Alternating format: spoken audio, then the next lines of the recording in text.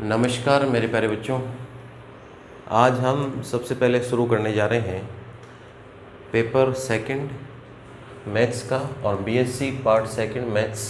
जो paper second जो है आपका वो रहेगा अवकल समीकरण, जिसको हम कहते हैं डिफरेंशियल इक्वेशन। ठीक है प्यारे बच्चों, तो सब बच्चों के साथ शेयर कर दीजिएगा।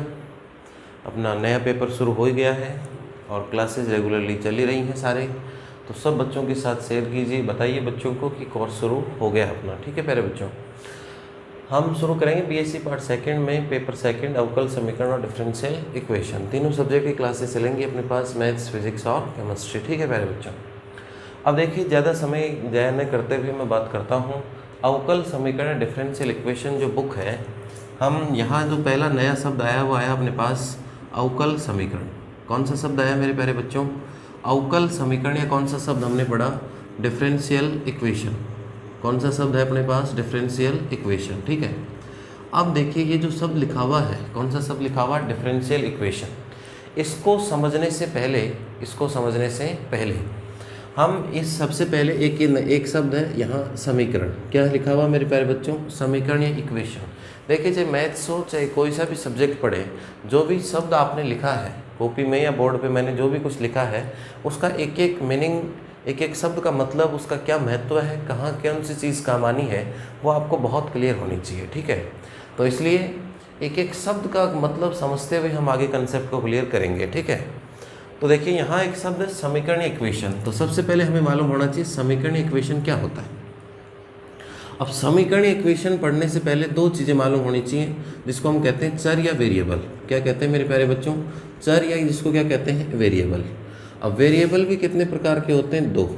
एक होते हैं स्वतंत्र चर, एक कौन से होते हैं? स्वतंत्र चर, जिसको हम कहते हैं इंडिपेंडेंट वेरिएबल। क्या कहते हैं जिनको? Independent variable. एक तो होते हैं स्वतंत्र चर, जिनको हम क्या कहते हैं? Independent variable. ठीक है, और एक अपने पास कौन से होते हैं? आश्रित चर, या इनको प्रतंत्र भी कहते हैं। एक कौन से होते हैं? आश्रित चर, जिन्हें हम क्या कहते हैं? Dependent variable. जिन्हें हम क्या कहते हैं? Dependent variable. तो देखिए एक बार इस कंसेप्ट को छोड़िए, पहले जो बेसिक बातें बता रहा हूँ वो बातें अगर सीख जाओगे तो इस पूरे पेपर में आश्रित चर, स्वतंत्र चर, समीकरण, इक्वेशन, इन सारी चीज़ों का बहुत बड़ा कंसेप्ट या बहुत बड़ा रोल आने वाला है। इसलिए ये सारी चीज़ें हमें बहुत क्लियर होनी चाहिए। ठीक है, तो देखिए मैं बात कर रहा हूँ किसकी? चर या वेरिएबल की। तो चर या वेरिएबल कितने होते हैं? दो प्रकार के होते हैं। एक वो चर जो स्वतंत्र या जिनको क्या कहते हैं? Independent variable. एक वो चर जिनको हम कहते हैं आश्रित चर, या क्या कहते हैं? Dependent variable. अब फिर कन्फ्यूजन कि कौन सा स्वतंत्र होगा और कौन सा क्या होगा? आश्रित होगा। कौन डिपेंडेंट होगा और कौन क्या होगा? इंडिपेंडेंट। इस चीज़ को समझने के लिए मैं एक छोटा सा उदाहरण लिखता हूँ। जैसे हम लिखते हैं फलन या फंक्शन y इक्वल टू क्या लिखते हैं? F x. कोई भी फलन या function y equal to f x का मतलब, जैसे ये लिखा मैंने y equal to x square plus कितना लिखा मैंने? 1। ठीक है, कोई भी सवाल लिख लिया अपन ने, कोई भी उदाहरण लिया, y equal to f x या y equal to x square plus 1 कह दिया। अब इसमें मैं कह दूं कि x की वैल्यू जो आएगी वो नेचुरल नंबर आएंगे आपके पास। x की वैल्यू नेचुरल नंबर या r में से आएंगी। अब x की तो वैल्यू मैं मेरी इच्छा से रख सकता हूँ, 1 रख सकता हूँ, 2 रख सकता हूँ, 3 रख सकता हूँ। x की वैल्यू तो अपनी इच्छा से रख ली। x मैंने मान लो कितना रखा? 3। तो 3 का स्क्वायर 9 हो गया, प्लस 1 कितना हो गया? 10।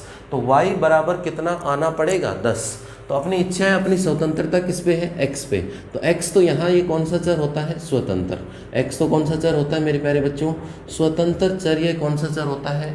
Independent variable. और x की वैल्यू रखने से किसका रिजल्ट मिलता है? y का, उसी के अनुसार। तो x पे निर्भर कौन है? y। तो y कौन सा चर हो गया आपके पास? आश्रित चर। y कौन सा हो गया? आश्रित चर। ये तो हो गया इंडिपेंडेंट, और ये कौन सा हो गया आपके पास? डिपेंडेंट। तो स्थिति क्लियर होनी चाहिए। x कौन सा चर हुआ? अरे x कौन सा चर हुआ? स्वतंत्र। y कौन सा चर हुआ? आश्रित। तो सबसे पहला कंसेप्ट है चर का। किसका है? चर या वेरिएबल का। तो चर या वेरिएबल मेरे प्यारे बच्चों कितने बताए मैंने? दो चर या जो वेरिएबल हुए वो कौन कौन से हुए? स्वतंत्र चर और कौन से चर हुए? आश्रित चर। अब कौन सा स्वतंत्र होगा, कौन सा आश्रित होगा? Normal function y equal to क्या लिखा जाता है? F x. उदाहरण लिया है हमने, कोई भी एग्जाम्पल लिख लिया इसका, y equal to x square plus 1। X की वैल्यू कहीं से भी आ सकती हैं, लेकिन x की वैल्यू अपन रखेंगे, अपनी इच्छा से रखेंगे जो अपने पास होगी। तो x तो कौन सा चर हो गया? स्वतंत्र चर। x पे निर्भर कौन करेगा? जैसी वैल्यू, जैसे मान लो 2 रखूंगा तो 2 का स्क्वायर 4 और 1 कितना आंसर आएगा? 5। y को कितना आना पड़ेगा? 5। इसलिए y कौन सा चर हो गया? आश्रित चर। और x कौन सा चर हो गया आपके पास? स्वतंत्र चर। तो ये कंसेप्ट किसका था मेरे प्यारे बच्चों, चर या किसका कंसेप्ट था, वेरिएबल का। ठीक है, तो एक सब तो क्लियर होना चाहिए हमारे पास, सबसे पहले कौन सा, चर या वेरिएबल, जो हमने क्लियर कर लिया। अब चर या वेरिएबल आने के बाद किसके ऊपर, कौन से शब्द पे जाएंगे, समीकरण। जब समीकरण सीख जाएंगे तब कौन से समीकरण पे आएंगे, अवकल समीकरण पे। तो डायरेक्ट रटने की जरूरत नहीं है, हर एक बच्चे को समझ में आना चाहिए, चाहे पहली बार ही पढ़ रहे हैं अपन अवकल समीकरण या डिफरेंशियल इक्वेशन, लेकिन हर एक स्टूडेंट को बहुत अच्छे से ये चीज़ें क्लियर होनी चाहिए। तो देखिए, समीकरण से पहले क्या सीखना पड़ा, चर या वेरिएबल। चर या वेरिएबल कितने हुए, स्वतंत्र चर और आश्रित चर 2 हो गए। इसके बाद देखिए अब किसकी बात आती है, समीकरण या किसकी बात करेंगे अपन, इक्वेशन की। तो देखिए, जब समीकरण या इक्वेशन की बात होगी तो देखो क्या क्या करेंगे इसमें। आज तक आपने नॉर्मली देखा होगा कि हम समीकरण लिखते हैं x + y = जैसे मान लो कितना लिख दिया 3। कोई भी समीकरण या इक्वेशन लिख दिया आपने कि x + y = कितना लिख दिया हमने 3। ठीक है, स्क्वायर में लिख दो x² x - y। ये इस तरीके से हम क्या लिखते हैं, ये क्या लिखते हैं, समीकरण या इक्वेशन लिखते हैं। क्या लिखते हैं प्यारे बच्चों, समीकरण या इक्वेशन। अब इसमें कोई खास बात देखी क्या, अरे कोई खास बात देखी क्या, इसमें देखो x भी है और इसमें क्या है, y भी है। इसमें x भी है और इसमें क्या है, y भी है। एक स्वतंत्र है और एक क्या है, आश्रित है। एक स्वतंत्र चर है और एक कौन सा चर है, आश्रित चर है मेरे प्यारे बच्चों। तो समीकरण इक्वेशन का मतलब क्या होगा कि जब स्वतंत्र चर और आश्रित चर, कोई सा भी स्वतंत्र हो सकता है, कोई सा भी आश्रित हो सकता है। ठीक है, स्वतंत्र चर और आश्रित चर के बीच संबंध या relation between dependent variable and independent variable, कि स्वतंत्र चर और आश्रित चर के बीच में संबंध या रिलेशन। मैथ्स में संबंध कोई भाई बहन का तो होगा नहीं, भाई बहन माता पिता का तो संबंध होगा नहीं। मैथ्स में संबंध होगा तो किसका होगा, या तो प्लस का होगा या माइनस का या गुणा या किसका होगा, भाग का होगा। भाई मैथ्स में रिलेशन किसकी होगी, प्लस माइनस गुणा और किसका होगा, भाग का। ठीक है, तो समीकरण की परिभाषा बना रहा हूँ मैं, इक्वेशन की। समीकरण क्या होगा आपके पास, जिसके अंदर स्वतंत्र चर हो या आश्रित चर भी हो सकते हैं या दोनों भी हो सकते हैं, और उनके बीच में क्या हो, संबंध हो, प्लस माइनस गुणा भाग हो, और इसके साथ साथ किसका निशान हो, बराबर का। इसके साथ साथ किसका निशान हो, = का। तो वो क्या कहलाता है आपके पास, समीकरण। एक ऐसा गणितीय संबंध या एक ऐसा गणितीय रिलेशन जो आश्रित और स्वतंत्र चरों के बीच में हो, और किसका निशान हो, उसमें किसका चिन्ह हो, बराबर का। देखिए, ये तो ऐसा इसमें भी होता है, x + y <= या <3 हो गया। अब ये होने को तो संबंध तो इसमें भी है, लेकिन निशान बराबर का नहीं, इसलिए इसको समीकरण न कह के क्या कहते हैं, इसको असमीका या इनइक्वलिटी कहते हैं। इसको क्या कहते हैं, असमीका या इनइक्वलिटी कहते हैं। ये समीकरण नहीं कहलाता। तो वो गणितीय चर जिसके अंदर, या वो गणितीय संबंध जिसके अंदर, संबंध का मतलब प्लस माइनस गुणा भाग कुछ भी हो, जिसके अंदर स्वतंत्र चर भी आते हो, आश्रित चर भी आते हो, और किसका निशान आता हो, बराबर का निशान आता हो, तो उसे हम क्या कहते हैं, समीकरण। तो जब मैं एक शब्द काम में ले लूँगा, कहीं भी समीकरण, हमेशा याद रखना मैथ्स में हम काम में ले लेते हैं कौन सा शब्द, समीकरण, इक्वेशन काम में ले लेते हैं। तो जब हम मैथ्स में समीकरण, इक्वेशन शब्द काम में ले लेते हैं, इसका मतलब वहाँ कौन से चर आ जाते हैं, एक तो आपके स्वतंत्र चर भी आ जाते हैं, और एक कौन से चर आ जाते हैं आपके आश्रित, डिपेंडेंट और इंडिपेंडेंट वेरिएबल। इनके अलावा उनके बीच में क्या आ जाता है, संबंध, और संबंध के साथ साथ किसका निशान आ जाता है, बराबर या = का। ये इतनी सारी चीज़ें कौन से शब्द में आ जाती हैं, समीकरण, इक्वेशन में आ जाती हैं। जब भी हम मैथ्स में शब्द काम में लेते हैं कि मेरे प्यारे बच्चों एक समीकरण, इक्वेशन होगी, तो समीकरण, इक्वेशन जो भी होगी, उस इक्वेशन, समीकरण शब्द काम में लेते ही उसमें स्वतंत्र चर की बात भी हो जाएगी, आश्रित चर भी उसमें आ जाएगा, उनके बीच में संबंध या रिलेशन, जोड़ बाकी, गुणा भाग, प्लस माइनस जो भी है वो हो जाएगा, और इसके अलावा कौन सा निशान आएगा, बराबर का। तो ये सारी चीज़ों को मिला के एक शब्द बना है कौन सा, समीकरण, इक्वेशन, जो हमें यहाँ लिखे हुए दिख रहे हैं कि भाई ये कौन सा है, x + y = 3। ये आपके पास क्या है, समीकरण, इक्वेशन है मेरे प्यारे बच्चों। आश्रित चर भी हैं, स्वतंत्र चर भी हैं, दोनों भी हो सकते हैं, एक चर भी हो सकता है, = का साइन होना चाहिए, तब जाके वो क्या बनेगा, समीकरण या इक्वेशन। बात समझ में आई होगी सबके। तो अभी तक हमने दो चीज़ें पढ़ी, क्या क्या पढ़ी, एक तो हमने सीखे चर या वेरिएबल। क्या सीखे मेरे प्यारे बच्चों, चर या वेरिएबल। और चर या वेरिएबल सीखने के साथ साथ हमने क्या सीखा, समीकरण, या क्या सीख लिया हमने मेरे प्यारे बच्चों, इक्वेशन सीख लिया। हमने चर या वेरिएबल सीखा, और चर या वेरिएबल सीखने के साथ साथ हमने क्या सीख लिया, इक्वेशन सीख लिया। ठीक है, बहुत बेसिक चीज़ें मैथ्स की, पूरी मैथ्स पढ़ लेते हैं लेकिन चर मालूम नहीं चलता, वेरिएबल मालूम नहीं चलता। दूसरी बात है कि समीकरण की डेफिनेशन हमें मालूम नहीं चलती। ठीक है प्यारे बच्चों, तो बिल्कुल इनिशियल स्टेज से पढ़ा रहा हूँ, बहुत ही बेसिक से, तो पढ़िएगा, साथ साथ पढ़ते रहिए। और एक नोटबुक बना लीजिए, शुरू से ही नोट करना शुरू कर दीजिए साथ में। और बुक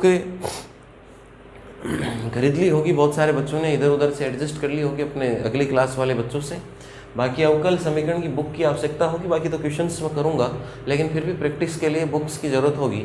तो बुक्स वही अपन जो normally first year second year में खरीदते आ रहे हैं, JPH की बुक खरीदनी है आपको, मैथ्स की सारे वही, बाकी तो कोई सी बुक ले सकते हो आप, सबके सवाल 70-80% क्वेश्चन तो सेम है। ठीक है, बाकी 2-4-5 सवाल हैं तो बहुत सारे सवाल करूँगा, तो चाहे बुक कोई सी भी ले सकते हो, उससे कोई इफेक्ट नहीं पड़ेगा, लेकिन जो खरीदते हैं वही खरीद लेना। ठीक है, अब देखिए हमने क्या क्या पढ़ लिया, चर या वेरिएबल पढ़ लिया, स्वतंत्र चर पढ़ लिया, और कौन सा चर पढ़ लिया, आश्रित चर पढ़ लिया। इनसे मिला के इनके बीच में संबंध या रिलेशन बना के, इक्वल टू का साइन लगा के, इक्वल टू का साइन लगा के हमने क्या बना लिया, समीकरण या इक्वेशन। अब कह रहे हैं कि बोले सर नाम तो क्या लिख रखा हमने, अवकल समीकरण, डिफरेंशियल इक्वेशन लिख रखा है। तो डिफरेंशियल इक्वेशन लिख रखा है मैंने लिखने को, लेकिन अभी तक इन्हीं शब्दों को काम में लिया, आश्रित चर, स्वतंत्र चर, और इसके बाद क्या बन गया हमारे पास, समीकरण या इक्वेशन। समीकरण या क्या बन गया, इक्वेशन। अवकल समीकरण पढ़ने से पहले एक शब्द और पढ़ना पड़ेगा हमें, और उसे कहते हैं आश्रित चर के अवकल गुणांक। कौन सा शब्द होगा, आश्रित चर के अवकल गुणांक।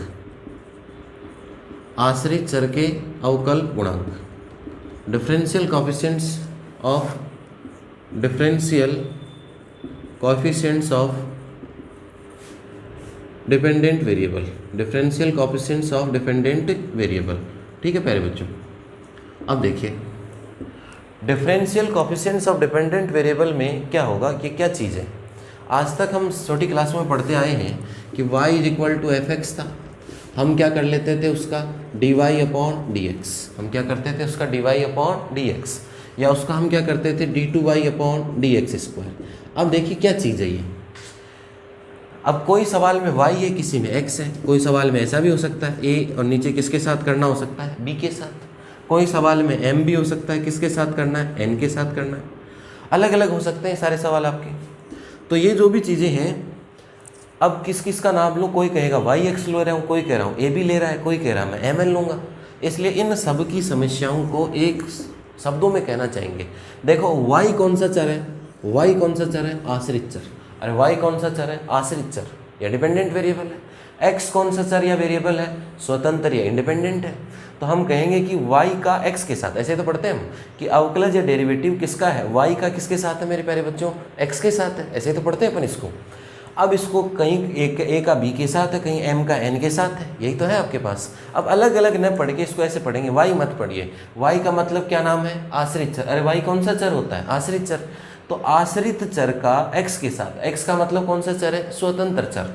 तो आश्रित चर का स्वतंत्र चर के सापेक्ष अवकल गुणांक, इसको क्या कहते हैं, आश्रित चर का स्वतंत्र चर के सापेक्ष अवकल गुणांक। तो यही तो लिखा, आश्रित चर के अवकल गुणांक किसके सापेक्ष है, अरे किसके सापेक्ष है, स्वतंत्र चर के सापेक्ष।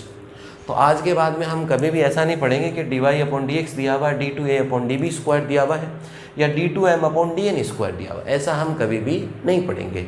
हम इसको पढ़ेंगे कि ये कौन सा चर होता है, आश्रित, ये कौन सा चर होता है, स्वतंत्र, ये कौन सा होता है, आश्रित, ये कौन सा होता है, स्वतंत्र। तो हम ऐसे पढ़ेंगे कि आश्रित चर का स्वतंत्र चर के सापेक्ष अवकल गुणांक, differential coefficient of dependent variable with respect to independent variable, differential coefficient of dependent variable with respect to independent variable.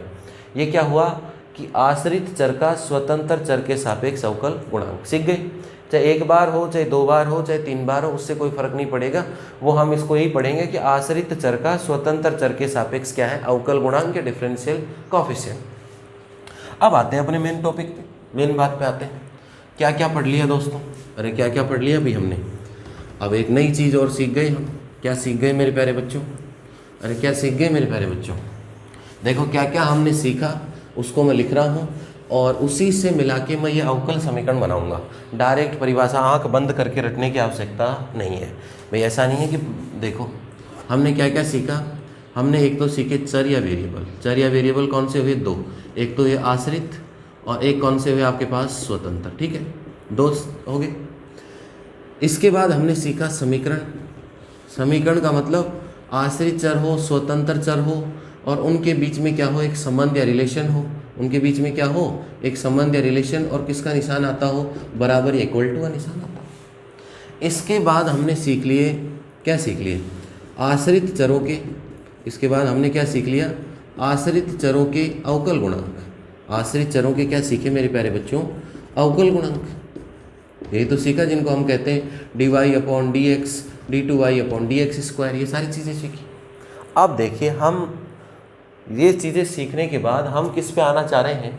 अवकल समीकरण। या किस पे आना चाह रहे हैं? डिफरेंशियल इक्वेशन पे। किस पे आना चाह रहे हैं? अवकल समीकरण। या किस पे आना चाह रहे हैं? डिफरेंशियल इक्वेशन पे। ठीक है, क्या परिभाषा बनेगी? देखो, पहला शब्द आएगा कि वह समीकरण, कि वह समीकरण। अब देखिए, एक एक शब्द में इक्वेशन, इक्वेशन या वह समीकरण। अब समीकरण शब्द आते ही वह समीकरण कह दीजिए, चाहे एक समीकरण कह दीजिए, एक ही बात है, तो कोई फर्क नहीं पड़ना। इक्वेशन कह दो, वह समीकरण। अब समीकरण आते ही मतलब गारंटी मिल गई, किसका निशान आएगा? बराबर। ये बात बराबर बताने की जरूरत नहीं है आपको कि x y आएंगे, उनके बीच में संबंध होगा और इक्वल टू आएगा, क्योंकि समीकरण हम बहुत पहले क्लासों में पढ़ते आ रहे हैं। इसलिए वह समीकरण जिसमें क्या हो? समीकरण में क्या होंगे? आश्रित चर हो। अरे क्या हो? आश्रित चर एक भी हो सकता है, ज़्यादा भी हो सकते हैं, तो चर या चर हो, वेरिएबल या वेरिएबल्स हो सकते हैं। स्वतंत्र चर हो, क्या हो? स्वतंत्र चर हो, स्वतंत्र चर हो या इंडिपेंडेंट वेरिएबल हो। Equation which consist dependent variable और वेरिएबल्स, इंडिपेंडेंट वेरिएबल और वेरिएबल्स, तथा या एंड, तथा आश्रित चरों के, आश्रित चरों के अवकल गुणांक के मध्य संबंध। इस बार जो संबंध होगा, देखो समीकरण आते हैं मतलब किसका निशान लगना है? बराबर का। आश्रित चर हम जानते ही हैं, स्वतंत्र चर इंडिपेंडेंट वेरिएबल हम जानते ही हैं, आश्रित चरों के अवकल गुणांक हम जानते हैं, डिफरेंशियल कोएफिशिएंट हम जानते ही हैं, उनके बीच संबंध, संबंध का मतलब प्लस माइनस होगा, कोई प्लस माइनस गुणा भाग होगा। इन सब का जो संबंध है वो संबंध ही क्या कहलाता है? रिलेशन ही क्या कहलाती है? अवकल समीकरण कहलाती है। क्या कहलाती है मेरे प्यारे बच्चों? अवकल समीकरण कहलाती है। तो इक्वेशन विच कंसिस्ट या in which relationship between dependent variable और वेरिएबल्स, इंडिपेंडेंट वेरिएबल और variables and differential coefficients of dependent variable with respect to independent variable is called differential equation. ठीक है, तो एक समीकरण जिसके अंदर आश्रित चर भी हो, स्वतंत्र चर भी हो और आश्रित चरों के क्या विद्यमान हो? अवकल गुणांक। अब देखो, बोले सर लिखा कैसे जाएगा? उदाहरण लिखना चाहूँ, जैसे x भी हो, कोई x² मान लो, आश्रित चर भी हो गया, स्वतंत्र चर भी हो गया, और उसके साथ साथ कोई अवकल गुणांक भी हो, dy/dx, और बराबर का निशान भी हो, बराबर और 1, कोई भी चीज़ हो सकती है। तो ये जो लिखा है मैंने, ये क्या चीज़ बन गया आपके पास? अवकल समीकरण। ये क्या बन गया मेरे प्यारे बच्चों? Differential equation. फिर कह रहा हूँ कि रटने की जरूरत नहीं है। अवकल समीकरण की परिभाषा क्या होगी? जिसमें x भी हो, y भी हो, dy d2y भी हो और बराबर का निशान हो, वो क्या कहलाता है? अवकल समीकरण। ऐसे पढ़ लो। अब ये चीज़ क्या है? कोई जरूरी थोड़ी x y आए, किसी में xz भी आएगा, किसी में ab भी आ सकता है। इसलिए x का मतलब कौन से चर? स्वतंत्र चर। y का मतलब कौन से चर? आश्रित चर। dy/dx का मतलब मेरे प्यारे बच्चों क्या है? अवकल गुणांक के डिफरेंशियल कोएफिशिएंट। और इक्वल टू का मतलब क्या है? समीकरण। और ये प्लस माइनस जो लग रहे हैं, इनका मतलब क्या है? कि इनके बीच में क्या है? संबंध। तो ये मिलके क्या बनेगा आपके पास? अवकल समीकरण। या क्या बनेगी? Differential equation. बहुत सारे उदाहरण लिख सकते हैं, नोट कर लीजिएगा इसको, और इसके बाद आगे बढ़ते हैं। तो रटने की कोई आवश्यकता नहीं है। देखो, सारी बेसिक चीज़ें जरूरी हैं। चर मालूम होना चाहिए, कौन सा आश्रित कौन सा स्वतंत्र होता है, समीकरण क्या होता है वो मालूम होना चाहिए, अवकल गुणांक या डिफरेंशियल कोएफिशिएंट क्या होता है वो मालूम होना चाहिए। ये मालूम होने के बाद इन सब के बीच में क्या स्थापित कर देंगे? एक संबंध। अब मैथ्स में संबंध का मतलब प्लस माइनस गुणा भाग होगा, और समीकरण शब्द इसलिए किसका निशान आ गया? इक्वल टू का। तो इन सब से मिलके क्या बनता है मेरे प्यारे बच्चों? अवकल समीकरण। या क्या बनेगा हमारे पास? Differential equation. मेरे ख्याल में किसी बच्चे को कोई समस्या नहीं होनी चाहिए। फिर भी कमेंट सेक्शन है आपके पास, उसका प्रयोग कीजिए और बताइए मुझे कि किसी प्रकार की कोई समस्या नहीं है। ठीक है प्यारे बच्चों, तो इसको नोट कर लीजिए। इसके बाद और उदाहरण या एग्जाम्पल्स अपन लेके चलेंगे और उनको पढ़ेंगे और कंसेप्ट को बिल्कुल पूरा क्लियर करेंगे। ठीक है, अब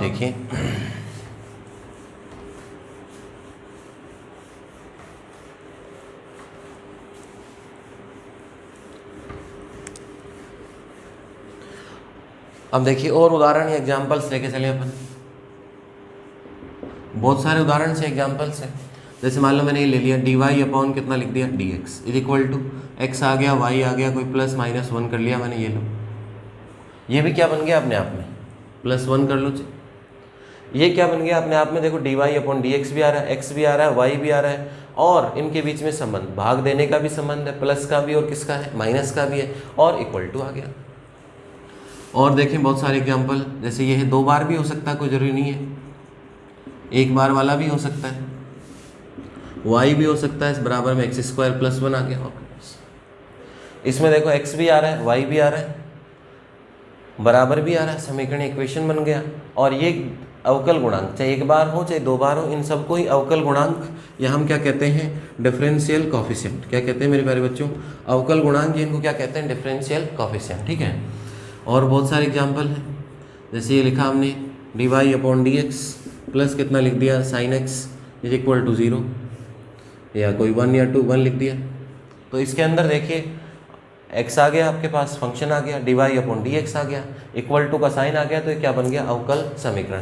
देखो जब तक x y आते हैं, x plus y is equal to 1, x square y square is equal to 5, ये तो सारे क्या है, स्वतंत्र चर, आश्रित चर बराबर, तो ये तो क्या बनते हैं, समीकरण।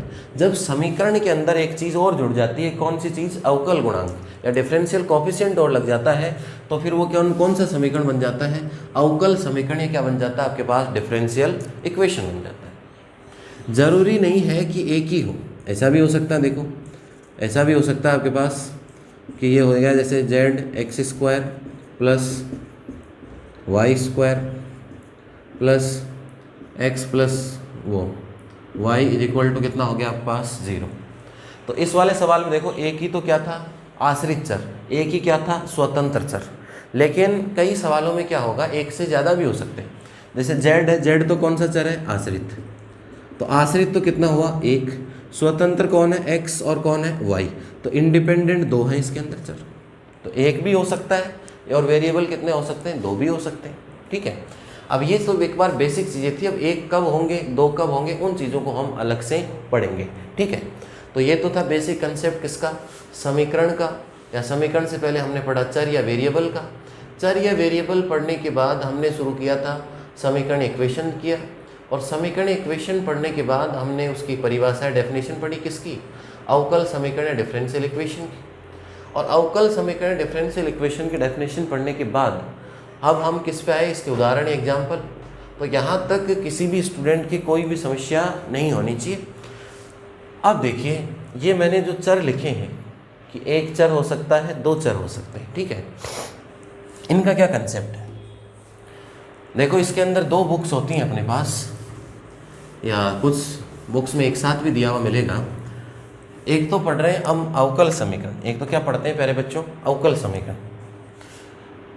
हम क्या हेडिंग तो क्या लगाई हमने, अवकल समीकरण। अब अवकल समीकरण क्या है कि 2 प्रकार के होते हैं, ये एग्जाम में पूछी जाने की चीज़ें नहीं है, ये नॉलेज की चीज़ें हैं, ये आनी चाहिए, मालूम होनी चाहिए इन चीज़ों के बारे में कि अवकल समीकरण ये किसकी बात कर रहे हैं हम, डिफरेंशियल इक्वेशन। तो डिफरेंशियल इक्वेशन कितने होते हैं, बेसिक 2 टाइप के। एक तो होते हैं साधारण अवकल समीकरण, क्या होते हैं आपके पास, साधारण अवकल समीकरण। एक तो होते हैं आपके पास साधारण अवकल समीकरण, जिनको हम कहते हैं ordinary differential equation, ordinary differential equation. ठीक है, और एक होते हैं अपने पास दूसरी टाइप के, जिनको कहते हैं आंशिक अवकल समीकरण। क्या कहते हैं प्यारे बच्चों, आंशिक अवकल समीकरण। ठीक है, ये कहलाते हैं आपके पास पार्शियल डिफरेंशियल इक्वेशन, इनको क्या कहते हैं, पार्शियल डिफरेंशियल इक्वेशन।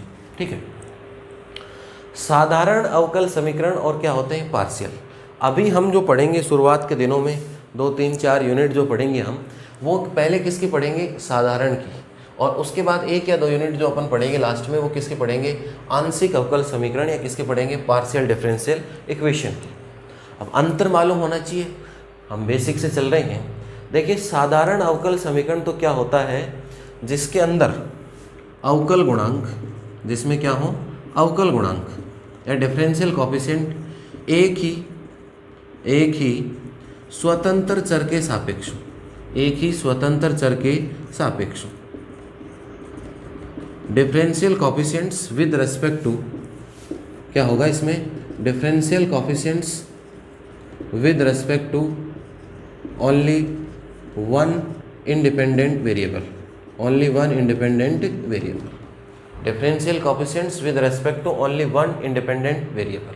जैसे स्वतंत्र चर कितना होना चाहिए, 1 होना चाहिए, एक ही तो है, x है, x है और x है। तो ये जो ऊपर के 3 उदाहरण दिख रहे हैं, ये तीनों उदाहरण किसके हैं, साधारण के। ये डेफिनेशन है कि वो अवकल समीकरण या वो डिफरेंशियल इक्वेशन जिसमें अवकल गुणांक एक ही स्वतंत्र चर के सापेक्ष हो, differential coefficient with respect to only one independent variable is called ordinary differential equation. क्या कहते हैं इसको, साधारण अवकल समीकरण कहते हैं। तो ये सारे में एक ही है, x, इन सब में स्वतंत्र कौन है, y तो क्या होता है आश्रित, और x क्या है, स्वतंत्र है। तो ये जो 3 उदाहरण हैं ये किसके उदाहरण हैं, साधारण के। आंशिक में क्या होता है कि बस एक ही शब्द बदलेगा कि अवकल गुणांक 1 से अधिक, क्या होगा, अवकल गुणांक 1 से अधिक स्वतंत्र चरों, 1 से अधिक स्वतंत्र चरों के सापेक्ष, अवकल गुणांक 1 से अधिक स्वतंत्र चरों के क्या हो, सापेक्ष। 1 से ज़्यादा उसमें क्या होने चाहिए, इंडिपेंडेंट वेरिएबल, मोर देन 1। देखिए यहाँ z है, z तो कौन सा चर है, आश्रित, x कौन सा है, स्वतंत्र, और नीचे आ रहा है y, तो y भी कौन सा चर है, स्वतंत्र। अरे y भी कौन सा चर है, स्वतंत्र। तो कितने चर हो गए इसमें, 2 हो गए। अरे कितने हो गए, 2, एक x हो गया और एक कौन सा हो गया, y।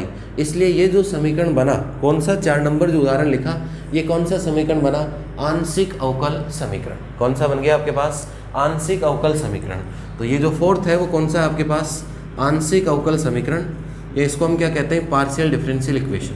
क्या कहते हैं प्यारे बच्चों, पार्शियल डिफरेंशियल इक्वेशन कहते हैं इसको। तो ये सारी चीज़ें थी जो आज की बेसिक क्लास में हमने पढ़ी, अवकल समीकरण या डिफरेंशियल इक्वेशन। डिफरेंशियल इक्वेशन से पहले हमने समझा चर या वेरिएबल को, कि चर या वेरिएबल क्या होता है। वेरिएबल 2 होते हैं, स्वतंत्र और कौन से होते हैं, आश्रित। इसके बाद समीकरण इक्वेशन पढ़ा, इक्वेशन पढ़ने के बाद अवकल गुणांक पढ़े, अवकल समीकरण पढ़ा, उदाहरण पढ़े उसके, और उसके साथ साथ अवकल समीकरण के टाइप्स पढ़े।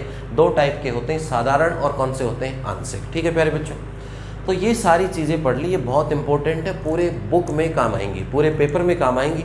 अगर ये पहली क्लास नहीं पढ़ी इसका मतलब कुछ नहीं पढ़ा आपने। और इसमें ऐसा है कि भाई जो मैं शुरू की 10-15 जो क्लासों में पढ़ाऊँगा वो पूरी बुक में काम आएगा। अगर शुरू की आपने 10 से 15 क्लास मिस कर दी तो आगे पढ़ने का कोई बेनिफिट नहीं है। देखो मैं पहले बता देता हूँ 7 चीज़ें, तो शुरू की क्लासेस अच्छे से पढ़िएगा।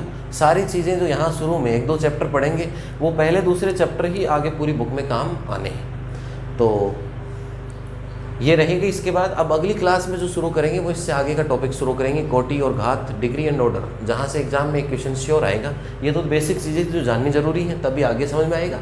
और अगली क्लास में जो पढ़ेंगे वो है ऑर्डर एंड डिग्री, कोटि और घात पढ़ने जा रहे हैं, तो उसमें से एग्जाम में एक क्वेश्चन हर एक एग्जाम में आएगा।